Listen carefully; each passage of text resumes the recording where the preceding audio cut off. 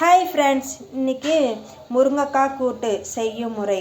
தேங்காய் ஒரு கீத்து, ஒரே ஒரு வரமிளகாய், காரத்துக்கு தகுந்த மாதிரி பெருஞ்சீரகம் இந்த அளவு, இதெல்லாம் போட்டு ஒன்றா மிக்சியில் அரைக்க வேண்டியது தான். வடச்சட்டியில் எண்ணெய் ஊற்றியாச்சு. அப்புறம் எண்ணெய் காஞ்சோன்னா கடுகு, எண்ணெய் காஞ்சோன்னா வெங்காயம் போட்டாச்சு. வெங்காயம் வணங்கினேன்னா தக்காளி, வெங்காயம் வணங்கிட்டு தக்காளி வெந்துட்டு இப்போ முருங்கைக்காய் கொஞ்சோண்டு தண்ணி ஊற்றி, கொஞ்சமாக தான் தண்ணி ஊற்றணும் ஃப்ரெண்ட்ஸ், ஊற்றி வேக வைக்கணும். மஞ்சத்தூள் உப்பு போட்டு வேக வைக்கணும். பாருங்கள், காய் வெந்துட்டு இப்போ அரைச்சி வச்ச மசாலாவை போடுறேன்.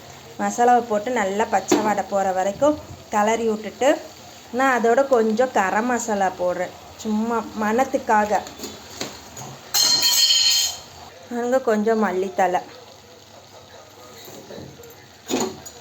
இது நல்லா வணக்கி விட்டுட்டு பச்சாடை போனோன்னே இறக்கிற வேண்டியது தான்.